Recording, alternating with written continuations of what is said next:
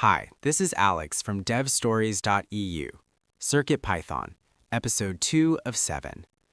You write a script to turn on a light, save the file, and the light flashes for a fraction of a second before immediately going dark. Your code is perfectly fine. The issue is that when a script reaches the end and exits, the system automatically resets the hardware state. To keep a device running, you have to prevent the script from finishing. This is where the concept of hardware as code comes into play. In traditional programming, your code manipulates data in memory. In embedded programming, your code manipulates physical electrical signals. CircuitPython abstracts this complexity away using three built-in modules: board, digitalio, and time. You do not need to install these; they are baked directly into the firmware. The board module acts as a hardware map for your specific microcontroller. It knows which internal routing corresponds to physical pins. When you reference board.led, you are grabbing the correct hardware address for the built-in light, regardless of which physical board model you actually have in your hands. The digitalio module provides the classes needed to control the flow of electricity. It translates Python objects into digital signals. Finally, the time module handles pacing. Microcontrollers execute millions of instructions per second. Without the time module to pause execution, a blinking light would toggle so fast it would just look continuously dim to the human eye. Here is how these three modules work together to blink an onboard LED.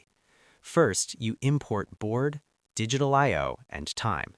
Next, you set up the hardware. You create a new object using the digitalio class from the digitalio module, and you pass it the board.led pin. Now you have a Python object representing that specific physical connection. Pins can either listen for electricity coming in or send electricity out. You must explicitly tell CircuitPython what this pin is supposed to do.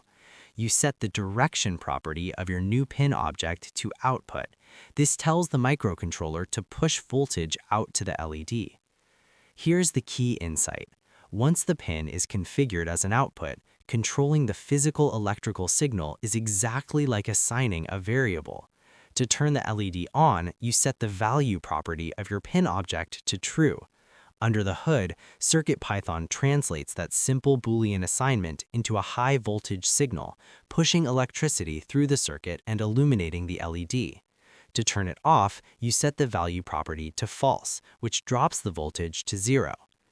Now, back to the problem we started with. If you just set the value to true, then false, the script finishes. CircuitPython cleans up by resetting all pins, and your board goes dead. To make the LED blink continuously, you must trap the execution sequence. You wrap your commands in an infinite while true loop. Inside that loop, you set the pin value to true. Then you use time.sleep to pause the script for half a second. You set the pin value to false. You pause for another half second. Because it's an infinite loop, the script never reaches the end, the hardware never resets, and the LED keeps blinking as long as the board has power. When you write hardware as code, you're not just shifting bytes, you're physically opening and closing electrical gates by assigning true and false to Python objects. Thanks for tuning in. Until next time.